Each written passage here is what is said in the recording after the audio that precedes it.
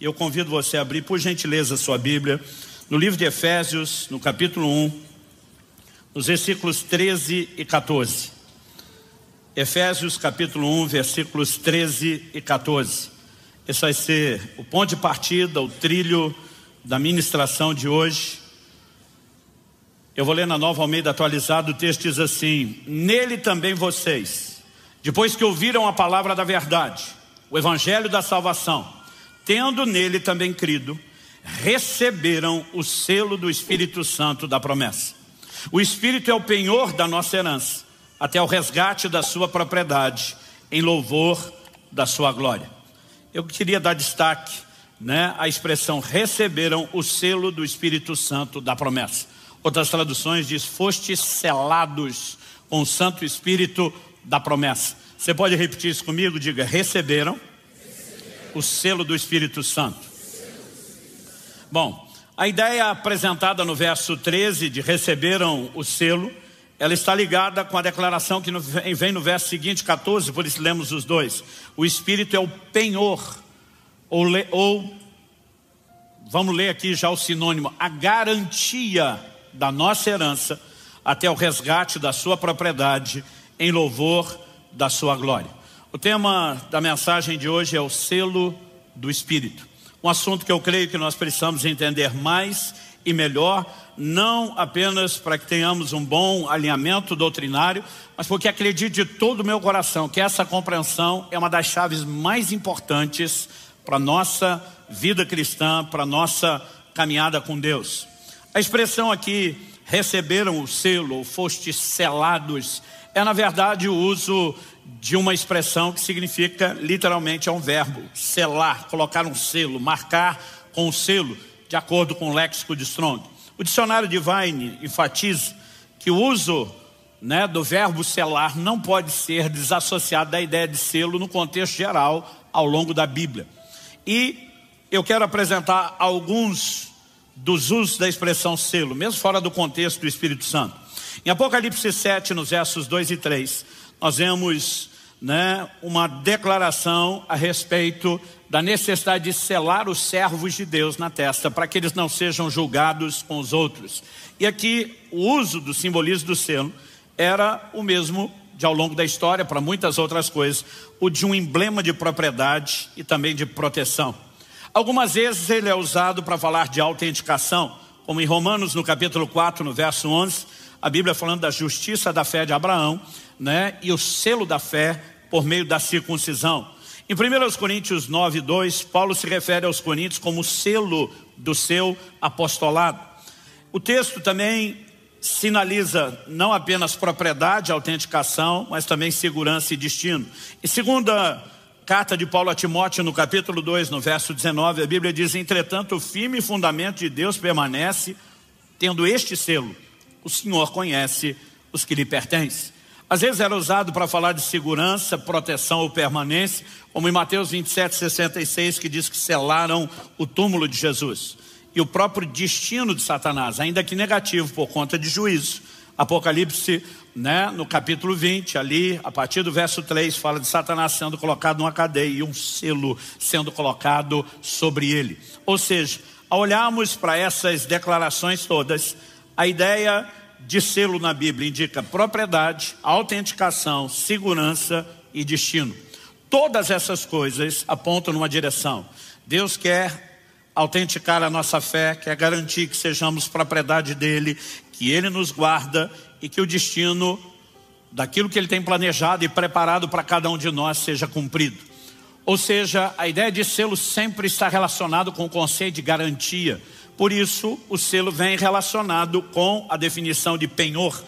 Ou seja, em 2 Coríntios, no capítulo 1 e no verso 22, assim como em 2 Coríntios 5, 6, são as outras duas vezes em que a palavra penhor aparece, nós vemos de novo uma relação com o assunto. 2 Coríntios 1, 22, nos selou e nos deu o penhor do Espírito em nosso coração.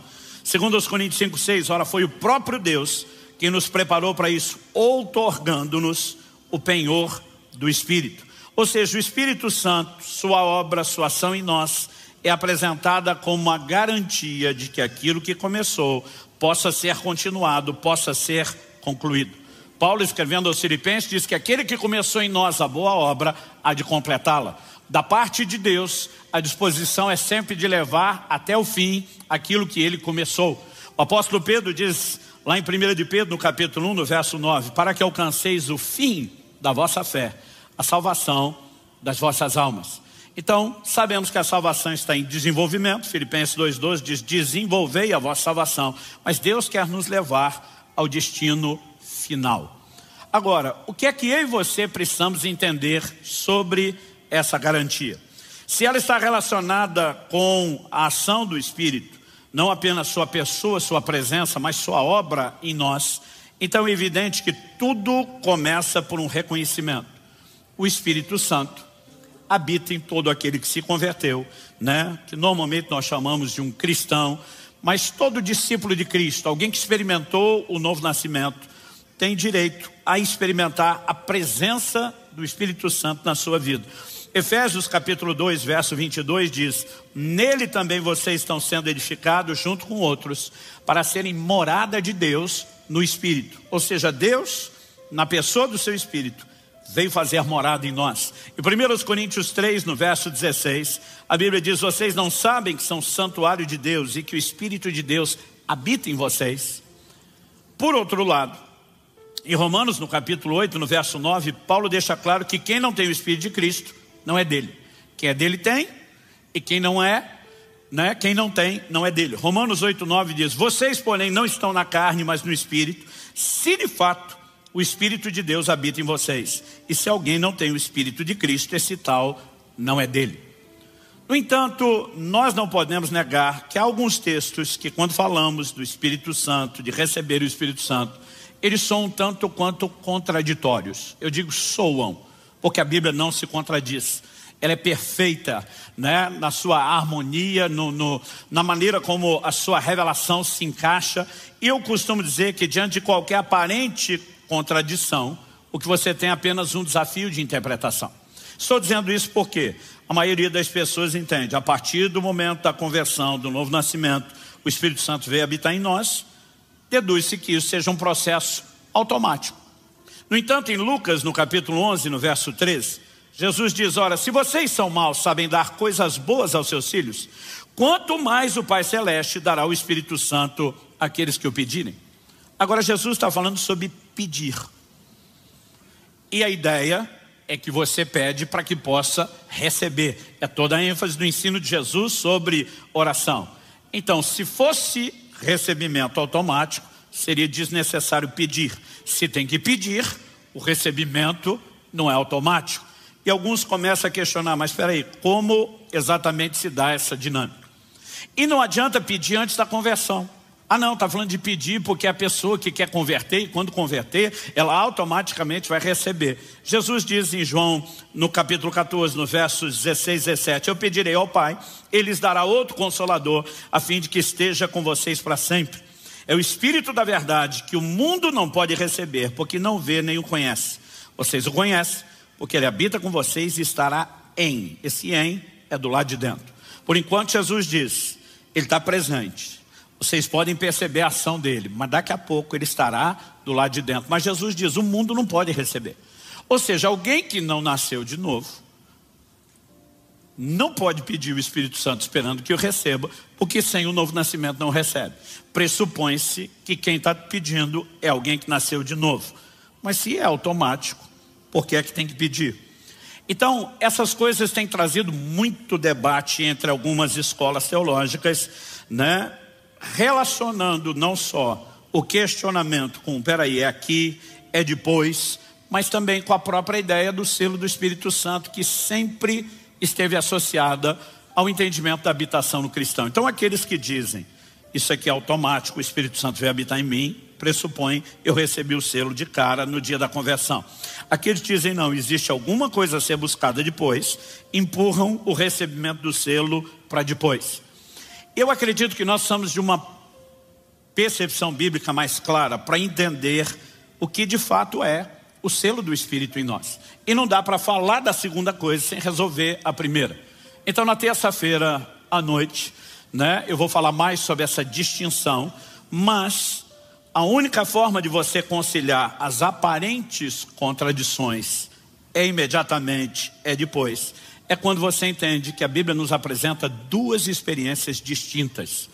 Uma delas se dá na conversão, quando nascemos de novo e de fato a pessoa do Espírito Santo vem habitar em nós. Outra delas, depois de já tê-lo habitando em nós, é quando somos revestidos de poder. Então, por exemplo, já falamos anteriormente aqui, ao apresentar o ministério do Espírito, que ninguém pode se converter sem a ação do Espírito Santo. Trabalhando o arrependimento, a fé, a própria experiência do novo nascimento. E algo que nenhum de nós pode negar é que o apóstolo Paulo diz em 1 Coríntios, no capítulo 12, no verso 13: pois em um só Espírito, todos nós fomos batizados em um só corpo, quer judeus, quer gregos, quer escravos, quer livres, e a todos nós foi dado beber de um só Espírito. A expressão ser batizado significa mergulhar, colocar para dentro de. Quando a Bíblia fala de ser batizado no corpo, você não precisa imaginar o corpo de Jesus como algo líquido, onde alguém imergido, afundado, mas a Bíblia diz que é o Espírito Santo quem nos batiza no corpo, nos coloca no corpo de Cristo. Ou seja, não há conversão sem a obra dele. E eu gosto de dizer que o Espírito Santo te leva a Cristo. Mas depois você veio a Cristo, João Batista anunciou, ele, Jesus, vai batizá-los no Espírito Santo. A partir do momento que você vem a Cristo, Cristo diz: agora eu vou te mergulhar no Espírito Santo. O Espírito Santo te colocou em mim, e agora eu vou te colocar no Espírito Santo. São duas experiências distintas. Em João, no capítulo 20, no verso 22, a Bíblia diz que o Senhor aparece aos discípulos depois de ressuscitado, e o texto diz assim: havendo dito isso, soprou sobre eles e disse-lhes: recebam o Espírito Santo. Naquele momento, depois da ressurreição, consumada a obra, ele sopra sobre eles e diz: recebam. Eu acho interessante que ele não diz: olha, isso aqui é só uma ensinação profética, mas não vai acontecer agora, é outro momento. Ele dá a entender, o Espírito Santo está disponível e vocês já podem tê-lo, no sentido de habitar em nós. Mas em Lucas 24, 49, Jesus diz: eis que envio sobre vocês a promessa do Pai. Permaneçam na cidade, ele falava de Jerusalém, até que vocês sejam revestidos do poder que vem do alto. Então mesmo Jesus que soprou e diz: recebam, diz: tem alguma coisa a mais. Quem está acompanhando? Atos capítulo 1, versos 4 e 5. É a continuação do relato de Lucas. E comendo com eles, está falando do período depois da ressurreição, deu-lhes esta ordem: não se afastem de Jerusalém, mas esperem a promessa do Pai, a qual vocês ouviram de mim. Porque João na verdade batizou com água, mas vocês serão batizados com o Espírito Santo dentro de poucos dias. Ou seja, o Jesus soprou, falou: o que eu leio para vocês, dizendo recebam o Espírito Santo, a habitação dele em vocês, não é a experiência com o batismo no Espírito Santo, que ainda está para acontecer. Essas experiências precisam ser distinguidas. Atos capítulo 1, verso 8, o Senhor diz: vocês receberão poder ao descer sobre vocês. Aqui o recebam é do lado de dentro. Antes Jesus diz: o Espírito habita com vocês, mas ele estará do lado de dentro. Agora ele está dizendo sobre vocês. E quando nós olhamos essas distinções, é evidente que essas duas experiências precisam ser destacadas. O apóstolo Paulo pergunta aos Efésios: recebestes vós o Espírito Santo quando crestes?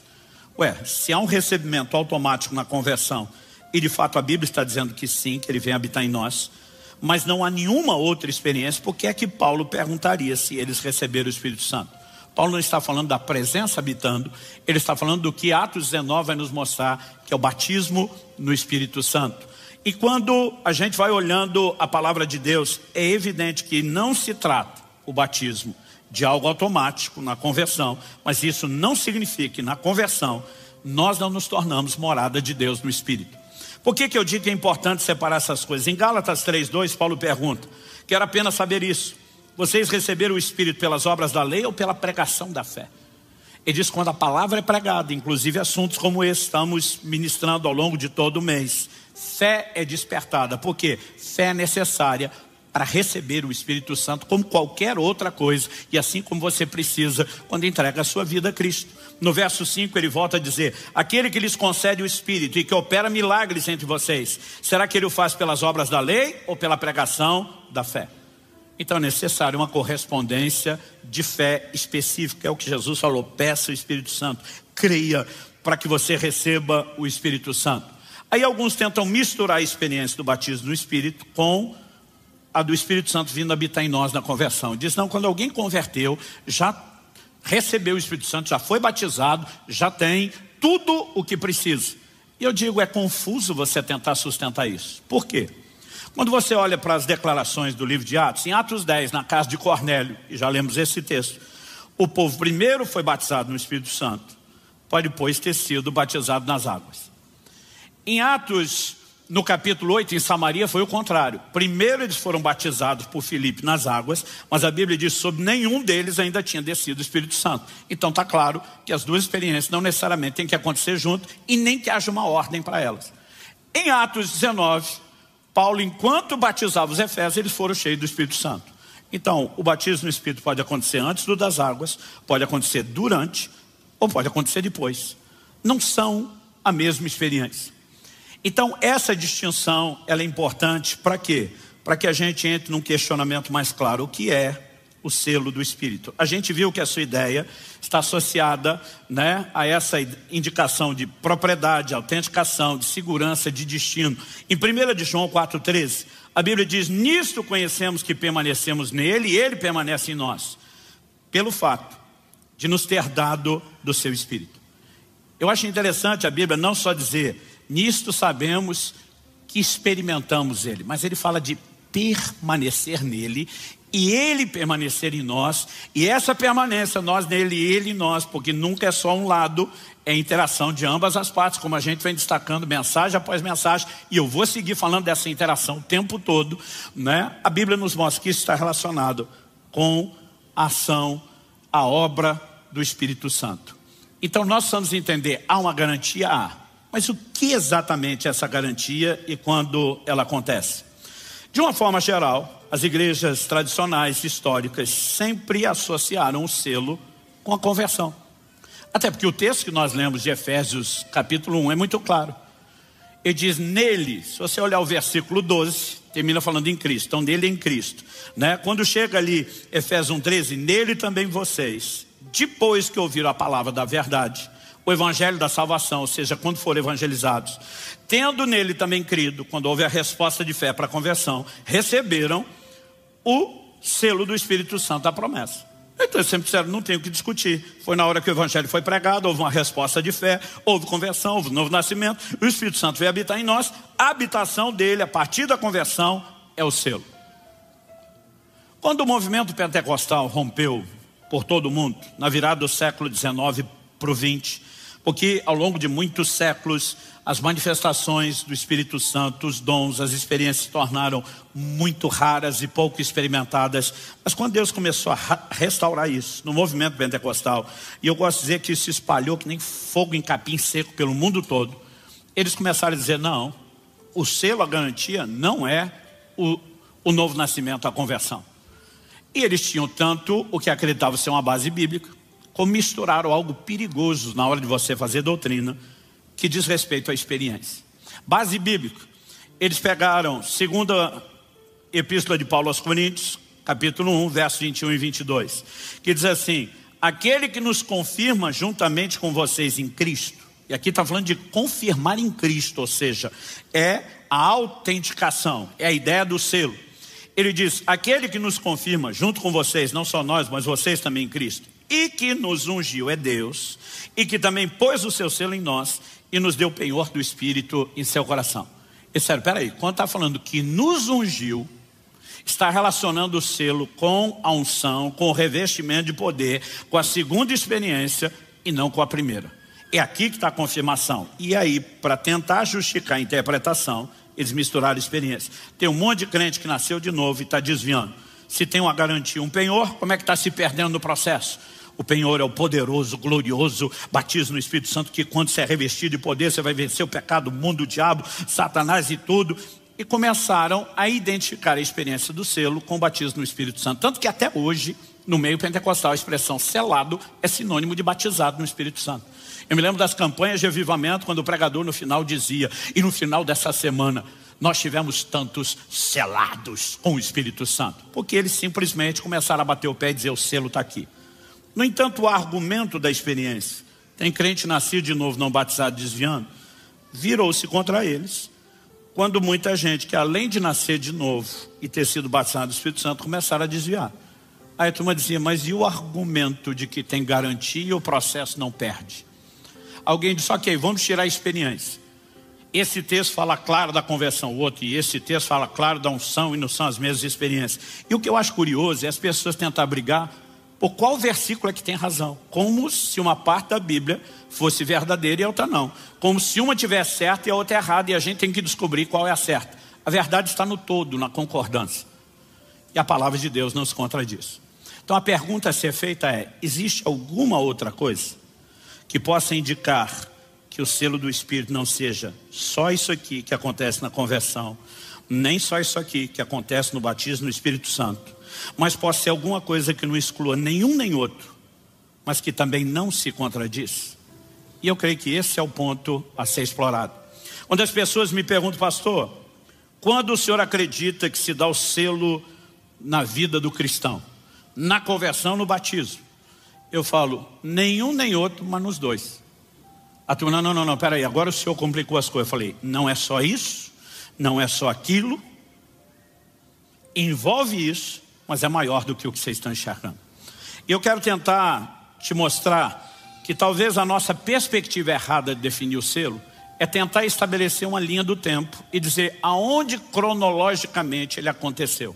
Aconteceu aqui ou aconteceu ali, mas na nossa cabeça é uma experiência instantânea e completa. Se isso fosse verdadeiro, tudo aquilo que eu prego e ensino sobre perda de salvação não seria coerente. Por quê? Porque se temos uma garantia, não existe risco. E se tem risco, não tem garantia. Então como que a gente lida com esse entendimento? Eu acredito que além de separar as duas experiências, isso precisa ser claro, eu e você precisamos entender que ainda não temos tudo o que podemos ter e nem experimentamos tudo o que podemos experimentar do Espírito Santo. Em Romanos no capítulo 8, no verso 23, o apóstolo Paulo, falando da criação que geme, ele conclui e diz assim, não somente ela, mas também nós, que temos as primícias do Espírito, igualmente gememos em nosso íntimo, aguardando a adoção de filhos, a redenção do corpo. Ele não diz só, e também nós que temos o Espírito, ele diz, temos as primícias. As palavras primícias significam primeiros frutos. Da onde Paulo tirou isso? Do entendimento da festa e da celebração das primícias da própria Bíblia. O que era o exemplo, a alegoria que Paulo menciona? O camarada entrava no campo, com um braço, ele abraçava um feixe, seja de trigo ou o que for, com outro ele cortava com a foice, e ele parava a colheita no primeiro feixe, porque ele tinha que agora levar para Deus os primeiros frutos. Os primeiros frutos não eram toda a colheita, eram bem distintos. E quando ele está dizendo, nós temos as primícias do Espírito Santo, é evidente que ele está dizendo, nós não temos tudo que podemos ter. Agora, nós já falamos na semana passada que Deus não está dando o Espírito Santo parcelado aos poucos. Quando explicamos que o conceito de ser cheio do Espírito não é a gente ter mais dele e subindo o nível até estar com o tanque cheio. A gente mostrou que a ideia de ser cheio é estar totalmente tomado e que o conceito bíblico de ser cheio é ele ter mais de nós, porque ele não é parcelado. Então, se ele não é parcelado, o que é que significa eu e você não temos tudo daquilo que poderíamos ter? Estamos falando da obra dele. Tanto que Paulo disse, nós estamos aguardando a redenção do corpo, ou seja, nosso espírito foi regenerado, nossa alma segue sendo restaurada e um dia o nosso corpo será transformado. Então não temos tudo, não experimentamos ainda a sua obra plena e completa. Agora a pergunta é, se não experimentamos sua obra plena e completa, que vai progressivamente nos transformando de glória em glória na imagem de Cristo, como sinalizamos desde a primeira mensagem, como é que nós já temos uma garantia do processo terminado antes de terminar? Eu mencionei 1 de Pedro 9, para que alcanceis o fim da vossa fé, a salvação das vossas almas. Esse é o objetivo final. Outro dia alguém falou, não, Soberano, eu não consigo entender como que se acredita em Pedro de salvação. Eu falei, a salvação não é pela fé? Ele falou, é. Eu falei, Paulo não fala de alguns que naufragaram na fé. Ele não fala de guardar a fé. Se a fé pode ser perdida ao longo do processo e a salvação é só pela fé, como é que a salvação que é pela fé se alcança sem fé? Então você acha que é só ter fé para começar e não precisa mais justificá-la, não precisa sustentá-la, não precisa praticá-la. Nosso conceito de segurança existe, mas está condicionado a quê? A que você funcione devidamente de acordo com aquilo que Deus deu. Rafael Barbosa me pediu no intervalo, falou: pastor, deixa mais claro. Tipo assim, mostra que um selo de garantia num produto, ele é válido enquanto você usa direito. Ele diz: não adianta jogar o iPhone debaixo da roda do carro, passar por cima e esperar, né, que o fabricante simplesmente dê outro. Existe um entendimento prático sobre isso? As escrituras nos mostram que sim. Por exemplo, em Filipenses 2,12 a Bíblia diz: desenvolvei a vossa salvação com temor e tremor. Se ela é um ato unilateral de Deus, por que é que existe um imperativo para que eu desenvolva? Nós precisamos entender alguma coisa na dinâmica da obra do Espírito Santo, que envolve o que eu estou falando desde o início, interação. Então, pastor, tem algum texto que não exclua a ideia de que o selo pode estar relacionado com a conversão, pode estar relacionado com o batismo no Espírito Santo, que não coloque os dois em choque, que não se discuta que a garantia não é ato unilateral de Deus e que resolva tudo isso? Sim, Efésios capítulo 4, verso 30, que diz: e não entristeçam o Espírito Santo de Deus, no qual vocês foram selados por dia da redenção. Aqui Paulo introduz a ideia de selo não como uma experiência única, cronológica, em um momento ou outro, mas ligada a um relacionamento. Se você entristecê-lo, se você afastá-lo, você vai perder a única garantia que você pode ter. Então ele não está falando do selo aconteceu aqui, o selo aconteceu ali. Ele fala de algo que envolve uma dinâmica de interação contínua e permanente, e que, se for comprometida, a garantia foi embora. Aonde isso nos leva?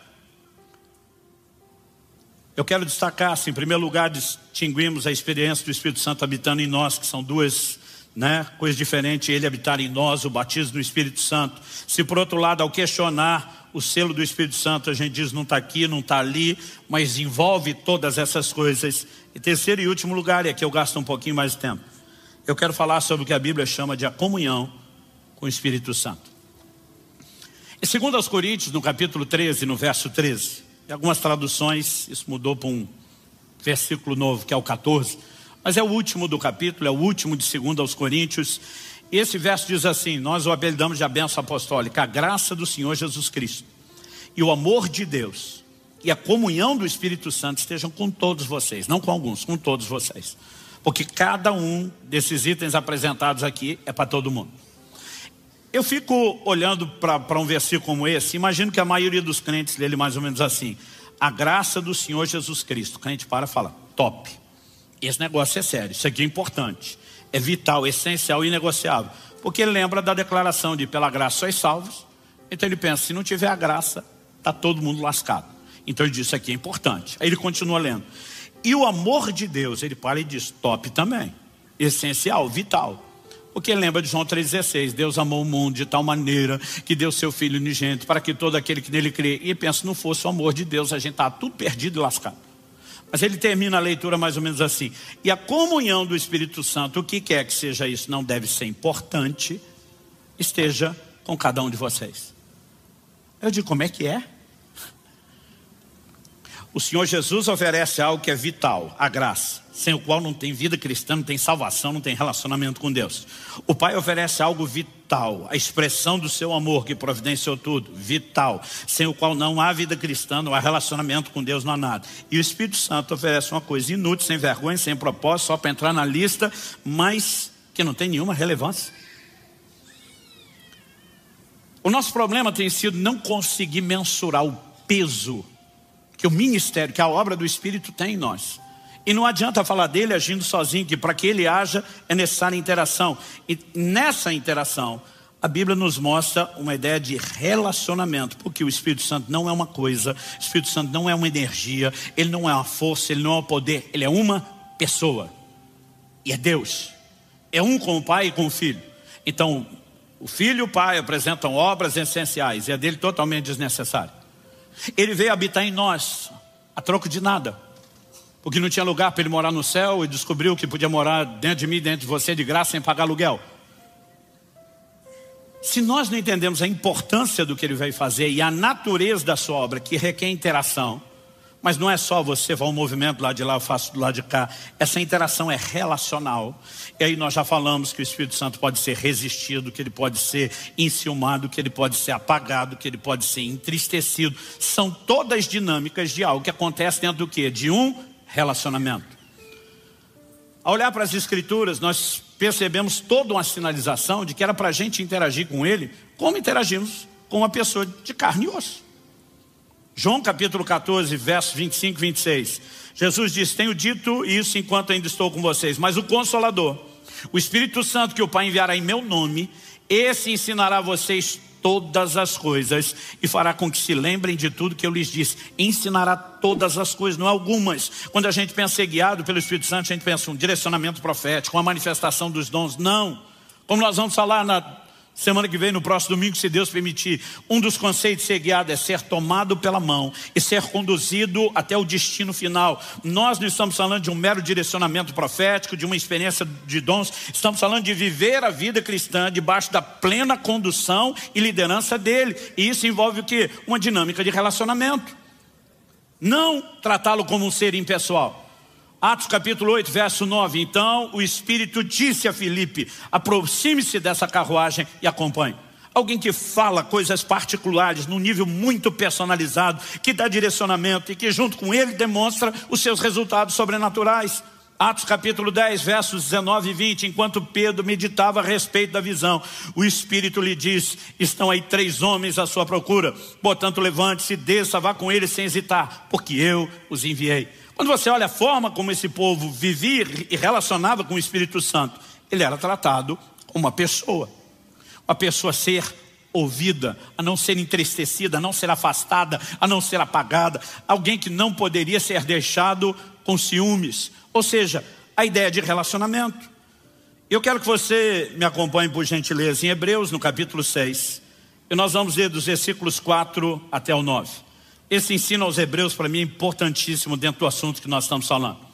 E o escritor diz assim, Hebreus 6, de 4 a 9. É impossível, pois, que aqueles que uma vez foram iluminados, provaram o dom celestial, se tornaram participantes do Espírito Santo, provaram a boa palavra de Deus e os poderes do mundo vindouro e caíram. Sim, é impossível outra vez renová-los para arrependimento, visto que de novo estão crucificando para si mesmos o Filho de Deus e expondo a zombaria. Outras traduções mais antigas dizem vitupério, que significa desonra pública. Deixa eu fazer uma pausa antes de ler os versículos 7 a 9. O texto está falando de gente que caiu, e não só caiu, mas ultrapassou uma linha sem volta. Ele diz: caíram a tal ponto que é impossível renová-los para arrependimento. Aí eu ouço o time que não acredita em Pedro salvação dizer: não eram salvos. Eu digo: como é que caíram? Se não eram salvos, já estava caído. Está todo mundo caído, longe de Deus, distante, inimigo. E aí você vai dizer que eles caíram sem ser salvos. Ah não, é que eles até vieram para a igreja, comportaram como que era crente, mas não era. Eu digo: fala sério. Impossível renová-los para arrependimento. Para renovar, tem que ter tido arrependimento antes. Quem que conduz ao arrependimento? O Espírito Santo, ainda que haja responsabilidade do homem interagir. Então ele estava lá. O texto diz que eles foram iluminados. Significa que a luz de Deus brilhou na vida deles. Não é gente tentando alguma coisa sem Deus, que está olhando dizendo: não escolhi vocês, quero saber de vocês, não tem nada a ver com vocês. A Bíblia diz que a luz de Deus brilhou na vida deles. Resplandeceu no meio das trevas da vida deles. O texto diz que receberam o dom celestial. Quando Jesus usa a expressão nascer de novo, no original é nascer do alto. Paulo em Romanos 5 fala dos que receberam a abundância da graça e o dom da justiça. Ou seja, receberam o dom celestial. Para simplificar, está falando de nascer de novo. E para a gente não gastar tempo discutindo isso e provar que isso é novo nascimento, é só pegar a próxima declaração. E se tornaram participantes do Espírito Santo. Jesus disse que o mundo não pode recebê-lo. E que se alguém não tem, não é de Cristo. Porque aqui está a determinação clara de quem é de Cristo. Agora eles se tornaram participantes. Não é que foram tocados, mas não deixaram ele terminar o trabalho. Se tornaram participantes do Espírito Santo. O receberam, sem ser salvo. A Bíblia diz: provaram a boa palavra de Deus. E provar aqui da ideia de saborear. A tradução espanhola de Reina Valera diz: degustaram, saborearam a palavra de Deus. Ou seja, não receberam apenas um evangelho mal pregado, explicado, foram discipulados, ensinados, instruídos na palavra. A Bíblia diz, e provaram os poderes do mundo vindouro. O que você pode falar desde a transformação do fruto do Espírito, a manifestação dos dons. Tudo isso sem ser salvo. Eu digo, uma façanha muito grande tentar dizer isso. Mas a pergunta é, se só ter o Espírito Santo habitando em nós, ou se só ter sido batizado no Espírito Santo é garantia de que o processo termine, como que alguém que participou do Espírito Santo pode cair a ponto de não mais poder ser renovado para arrependimento? Então a pergunta é, será que nós entendemos o que exatamente é o selo? Do que o texto está falando? Vamos continuar no verso 7 até o 9. O verso 7 começa com a conjunção explicativa. Por quê? Um raciocínio está sendo construído e uma explicação será feita. Porque a terra que absorve a chuva que frequentemente cai sobre ela e produz plantas úteis para aqueles que a cultivam, recebe bênção da parte de Deus. Mas se produz espinhos e ervas daninhas, é rejeitada, perto está da maldição e o seu fim é ser queimada. Eu durante muito tempo li os versículos 7 e 8 com uma sensação de, parece que copiar e colar o texto no lugar errado. Na linguagem de informática, Ctrl+C e Ctrl+V no lugar errado. Eu não sei se alguém já fez isso. Já fiz isso com texto, com livro. Estou revisando o material, não. Eu sei que não ficaria tão bem aqui quanto lá no fim. Eu recorto, mas enquanto ainda estou analisando, até na hora de chegar ao lugar, eu fico me perguntando, o que é que eu fiz com esse texto? Eu preciso de outra revisão para descobrir que colei no lugar errado. Né? E aí fica totalmente sem sentido. A sensação que eu tinha é essa. Mas no versículo 9, o escritor deixa claro que ele não mudou o assunto. E diz, quanto a vocês, meus amados, ainda que falemos dessa maneira, estamos certos de que coisas melhores os esperam, coisas relacionadas com a salvação. Você pode repetir isso comigo? Diga, coisas melhores relacionadas com a salvação. Só mais uma vez, coisas melhores relacionadas com a salvação. Outra tradução diz, de vós, amados, esperamos coisas melhores. O que significa esperamos coisas melhores? Em primeiro lugar, no sentido genérico, falando de todo crente, em todo lugar, em todas as épocas, Deus tem o direito de esperar de mim e de você o melhor, o nosso crescimento, porque Ele fez o seu melhor por nós. Filipenses 1:27 diz que eu e você temos que viver de modo digno do Evangelho com o qual nós fomos chamados. Isso não significa que a gente recebeu o Evangelho por ter dignidade própria, mas depois que o Evangelho nos dignificou em Cristo, nós precisamos de uma resposta digna ao investimento feito, e nós temos que levar Deus a sério. Não podemos viver de brincadeira. Quem está entendendo? Então ele está dizendo, de você esperamos coisas melhores. Esse é o sentido genérico. Mas ainda que a gente vá olhar aquilo que é genérico para todo cristão, não dá para negar que o escritor de Hebreus estava falando com um grupo específico de crentes. Então ele está falando por um grupo de crentes que está de pé, mas ele acabou de citar um grupo de crentes que não só caiu, mas caiu a ponto de não poder ser renovado para arrependimento. Aí ele fala para os de pé, de vocês esperamos coisas melhores. Melhores do que quem? Do que eles. E é nesse intervalo que ele apresenta uma alegoria. Ele está falando de crente bom que está de pé e crente ruim que caiu. Crente que corresponde com Deus e crente que deixou de corresponder com Deus. E ele entra com uma alegoria, falando de terra boa e terra ruim. Terra que corresponde com fruto e terra que não corresponde com fruto. E ele não está falando literalmente de terra, porque ele termina dizendo no fim do verso 8, e o seu fim é ser queimada. Terra não queima. Você sabe que incinerador é esse que ele está falando? Então a pergunta é, qual é o grande diferencial que determina quem frutifica para Deus e quem não? Durante muito tempo, olhando para esses versos 7 e 8, de forma equivocada, eu pensava, bom, sobre um grupo choveu, sobre outro grupo não choveu. Além do fato de que a Bíblia apresenta as chuvas como uma figura do derramar do Espírito Santo, evidente que a chuva é um investimento de Deus para que a terra frutifique. E o maior investimento que Jesus sinalizou que nós precisaríamos para viver a vida que Ele espera de nós é o Espírito Santo. Então, eu ficava pensando, então esse aqui deu bom porque choveu sobre eles, esse aqui deu ruim porque não choveu. Se isso fosse verdade, nenhum dos crentes poderia ser responsabilizado por nada. Porque a planta não tem o poder de fazer chover sobre si. Então, a que recebeu a chuva seria afortunada, e a que não recebeu seria apenas vítima de uma escolha que não é dela, e ela não poderia ser responsabilizada, o que dizer ser lançada no fogo por causa disso. A pergunta é, Deus está escolhendo sobre quem vai chover? Não, nem no natural, nem no espiritual. No natural, Jesus diz, O Pai Celeste faz sair o sol e cair a chuva sobre justos e injustos. No espiritual, ele diz: derramarei do meu espírito sobre toda a carne. Ele não falou: vou derramar do meu espírito sobre alguns, vou derramar do meu espírito sobre os eleitos, vou derramar do meu espírito sobre os crentes bons das igrejas boas. Ele nunca fez distinção. Ele diz: vou derramar do meu espírito sobre toda a carne. Ele está dizendo: eu estou fazendo investimento para que todo mundo possa corresponder e frutificar. Então qual a diferença entre um tipo de terra e outro? A diferença está aqui no verso 7. A terra que absorve a chuva, que não desperdiça, que aproveita, que interage com aquilo que está sendo derramado sobre ela. E de novo nós voltamos a um elemento comum. O que é a nossa garantia não é uma experiência cronológica ao longo do tempo, é a disposição de ato contínuo interagir. Porque se eu absorvo a chuva hoje, mas daqui 10 anos não, o que é que me adiantou ter absorvido no início? Quem está entendendo? O nosso problema é que a vida inteira nós ficamos tentando definir o selo num lugar de referência cronológica. Aconteceu lá ou aconteceu cá. Deixa eu tentar explicar isso de outra forma. Hoje, 17 de setembro de 2023, eu completei exatos, descontando, levando em consideração no bissexto tudo, 18.522 dias de vida. Eu estou há 18.522 dias no planeta Terra. Para simplificar sua conta, 50 anos. Que sempre tem um que fica. Que idade ele tem? Pronto, já resolveu o seu problema, você volta a prestar atenção aqui, em vez de ficar fazendo a conta. Se eu levar em consideração aqui, só a nível hipotético, que eu tenha comido em média 1 quilo de comida por dia. Média generosíssima. Considerando a época que eu era criança e malemar comia, e os últimos anos, a última década que eu me converti nessa área. Porque teve alguma coisa nesse meio, no limbo aqui, que 1 quilo era uma refeição.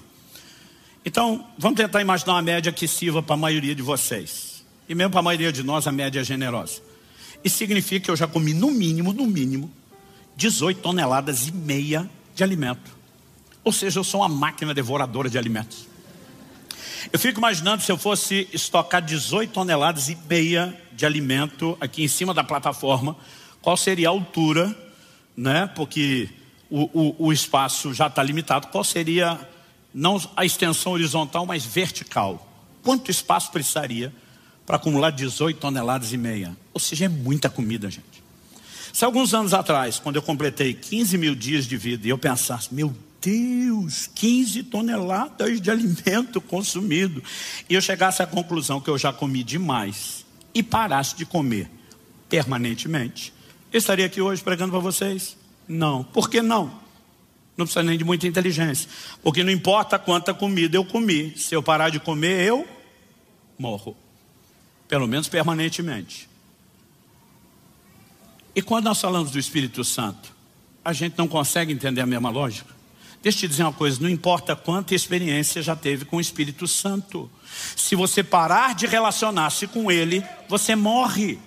Então o selo não é a experiência do primeiro dia. Aleluia, eu tive uma experiência, estou garantido para sempre, não preciso de mais nada. O selo não é a experiência do batismo no Espírito, mas envolve todas essas coisas. O selo é uma resposta contínua de relacionamento com Ele, onde eu e você decidimos: eu não vou apagá-lo, eu não vou diminuir sua obra, eu vou interagi-lo, eu não vou entristecê-lo, eu não vou resisti-lo, eu não vou afastá-lo, eu vou permanecer sensível à sua condução e à sua liderança. Resumindo, o selo do Espírito não é uma experiência única, é um ato contínuo de interação e relacionamento. Por isso, quando a Bíblia diz enchei-vos do Espírito, nunca é uma experiência única, é ato contínuo.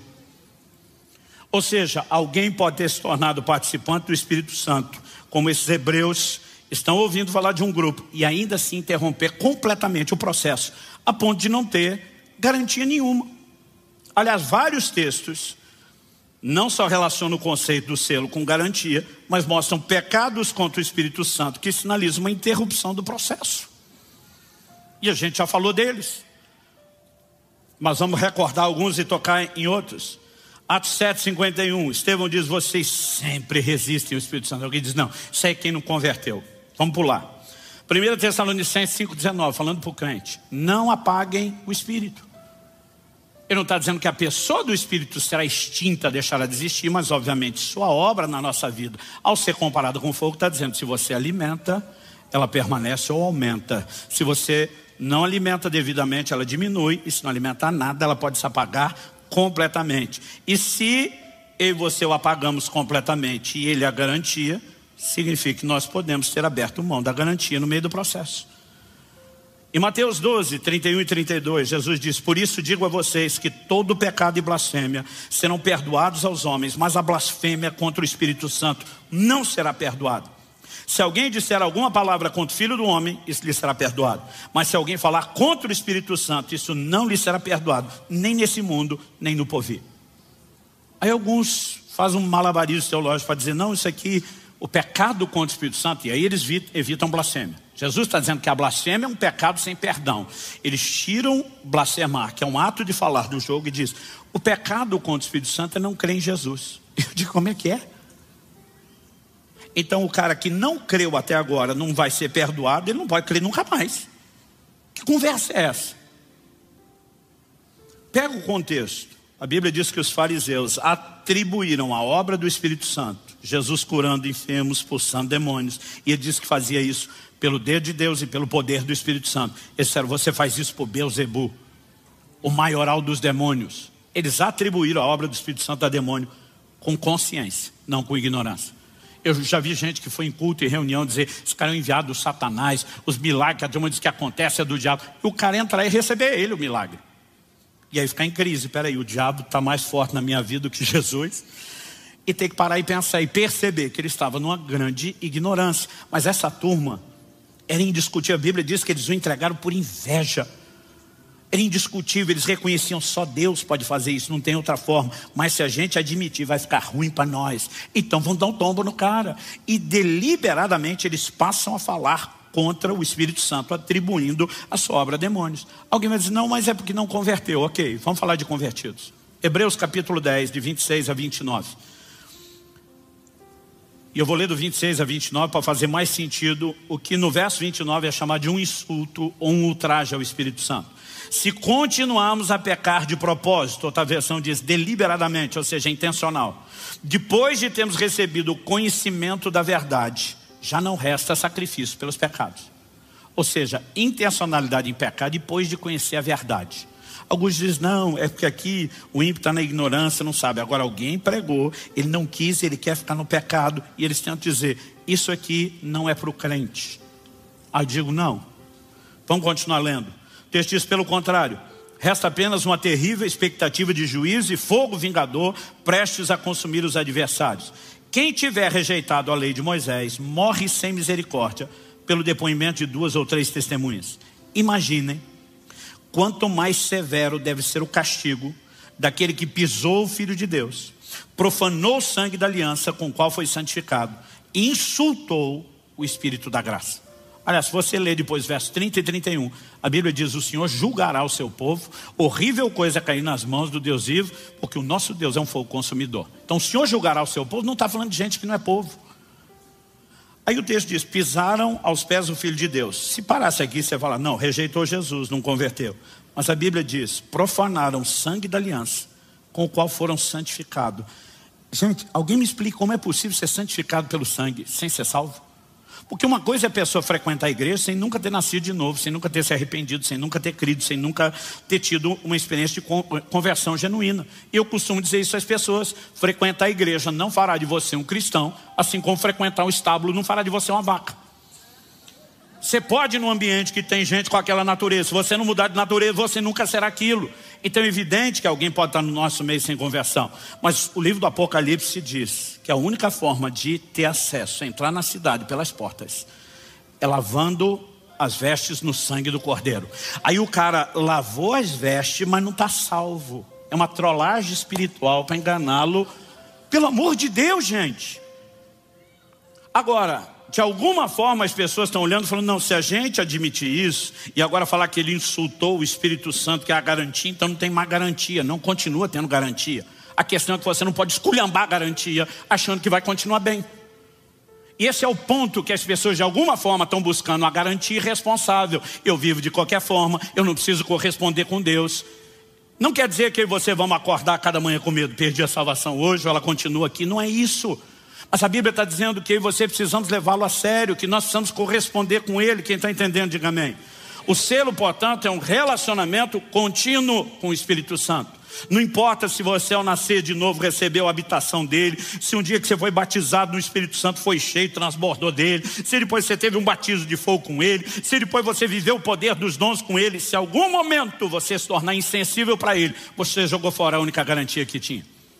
Então por que é que Jesus diz, blasfemou contra mim, a gente resolve, contra o Espírito Santo não? O que ele está dizendo? Jesus está dizendo, não, é que eu sou legal pra caramba, eu sou assim muito amoroso, perdoador, mas o Espírito Santo não, ele é rancoroso, melindroso, então ele não, como eu, não vai te tratar bem. É isso que ele está dizendo? Não. Jesus está dizendo, enquanto você está me atacando, o Espírito Santo ainda está tentando te convencer do pecado. Então nós temos na Bíblia um exemplo de um Saulo que está perseguindo Jesus, lutando contra Jesus, mas o Espírito Santo trabalhando para levá-lo ao arrependimento. Mas quando você afasta aquele único que poderia fazer o que você precisa para se garantir, como é que você se garante sozinho? Quem está entendendo? É por isso que eu acho um absurdo quando alguns pregam que na tribulação o Espírito Santo vai ser tirado da terra, e o cara que com a ajuda dele nunca converteu, agora vai converter por esforço. Eu digo que vocês estão de brincadeira. Nós precisamos entender a centralidade, a proeminência da obra do Espírito, e que eu e você temos responsabilidade na interação. O selo é uma garantia, sim. Nenhum de nós precisa ter medo de que o processo seja interrompido, porque Deus não vai interromper a parte dele enquanto eu e você estamos interagindo devidamente com ele. E a interação, ela se chama relacionamento, porque ele é um ser pessoal, ele não é uma força qualquer. A dinâmica dessa interação vai ficar mais clara na semana que vem, quando falarmos sobre a forma como ele deseja nos liderar e qual o nível de resposta que você temos que dar a ele. Mas eu gostaria que hoje a gente pudesse terminar com alguns momentos de oração. Por quê? Nós precisamos rever o nosso relacionamento. De tempos em tempos a gente precisa parar, dar uma olhada e rever. E um de nós acorda amanhã resmungando, hoje é dia de maldade, o que é que eu posso fazer para machucar, para ofender, para entristecer o Espírito Santo? Não é assim que funciona. Eu, pelo menos quando olho para a minha vida, eu posso garantir para você que por compromisso, por proximidade, por uma série de assuntos sem, tirar a responsabilidade de amar os demais, as pessoas que eu mais amo são a minha família. Eu nunca acordei uma manhã pensando, o que eu posso fazer hoje para machucar o coração da Kelly? O que eu posso fazer hoje para entristecer ou magoar o Israel ou a Alice? Mas muitas vezes eu fiz isso. Não porque planejei isso, mas porque não fui cuidadoso o suficiente para perceber o que era importante para eles, ou para prestar atenção na maneira como eu respondi, o jeito que eu falei. Às vezes era o que eu fiz, às vezes era o que eu não fiz. E quando eu me tocava que tinha machucado um deles, qual era o caminho? Ir lá e humildemente dizer, me perdoa, eu amo você, eu não sei onde é que eu estava com a cabeça, eu não sei por que eu não te enxerguei como deveria, eu não sei por que eu não te tratei como deveria, mas isso também me feriu. Eu não quero você distante, eu quero um relacionamento legal. Vamos consertar isso. Como fazemos com o Espírito Santo? Não é diferente. Agora, eu nunca cheguei para minha esposa e disse, te prometo que nunca mais vai acontecer isso, porque eu não sou louco. Eu teria que ser perfeito para garantir essa promessa. Mas muitas vezes eu falei para ela, o que eu posso te prometer é que isso vai acontecer cada vez menos, porque eu vou estar profundamente empenhado com o meu crescimento no processo. E muitas vezes para o Espírito Santo eu falei a mesma coisa. Eu não posso te garantir que em algum momento, por descuido, eu vá te entristecer. Mas eu te prometo que eu vou entregar tudo de mim. E isso não é suficiente. Eu vou depender de interagir devidamente com o Senhor para poder usar tudo que é seu. Para que isso não aconteça com a mesma frequência e regularidade. Para que eu possa viver transformação. Uma das coisas mais necessárias para qualquer cristão é manter um coração tenro, sensível para o Espírito Santo. A Bíblia diz, se hoje ouvides a sua voz, não endureça o coração. E muitos não percebem que começam nas primeiras coisas. Às vezes é um pensamento que ele teve, algo que ele falou, e o Espírito Santo vem tentar convencê-lo, isso não é legal. E muitas vezes o coração endurece. A pessoa se enche de razão para justificar o que fez, por que fez. E muitas vezes o processo vai lentamente. Uma coisa é entristecê-lo uma vez. Outra coisa é fazê-lo algumas vezes. Outra é fazê-lo várias vezes. Outra é fazer muitas vezes. Outra é fazê-lo permanentemente. Mas esse processo de deterioração da fé, ele nunca é instantâneo. Alguém diz que o crente não cai, ele vai caindo. E é necessário muito descuido e falta de sensibilidade para que essa relação se deteriore profundamente a ponto de não ter mais volta. Mas biblicamente é possível ultrapassar a linha sem volta, com certeza. Mas a ideia de falar isso é tentar criar em você o medo ou o pavor de chegar no lugar sem volta. É justamente criar em você uma resposta, um posicionamento, dizer, nem a pau que eu vou atravessar para o lado de lá. Eu quero me garantir do lado de cá, pertinho dele. Eu acredito que no domingo que vem nós vamos ter a orientação mais prática de todos os ensinos possíveis, como interagimos e relacionamos com ele com simplicidade e praticidade no dia a dia. Mas toda essa construção é importante. Alguns ficam me olhando com a cara de, chega logo lá, pastor. Eu digo, vamos com calma. Nós estamos montando um quebra-cabeça, né? Tanto doutrinário quanto de orientação prática. A Bíblia não falaria tanto sobre o assunto, para a gente só ir correndo no resultado final e dizer, é só isso, acabou. É importante que a gente entenda o processo. Mas eu gostaria que nesse momento você fechasse seus olhos por um instante e você pudesse ter um momento de conversa, de como o salmista poder dizer, sonda meu Deus e conhece o meu coração, vê se em mim algum caminho mau, de poder dizer, Espírito Santo, pode ser que algumas vezes meu coração esteja tão duro que eu não percebo o quanto eu te resisti, ou o quanto eu te entristeci, ou o quanto eu te enciumei. Mas eu não quero perder a sensibilidade, eu não quero endurecer o coração, eu não quero perder a capacidade de te ouvir e principalmente dar ouvidos e corresponder ao que o Senhor está falando.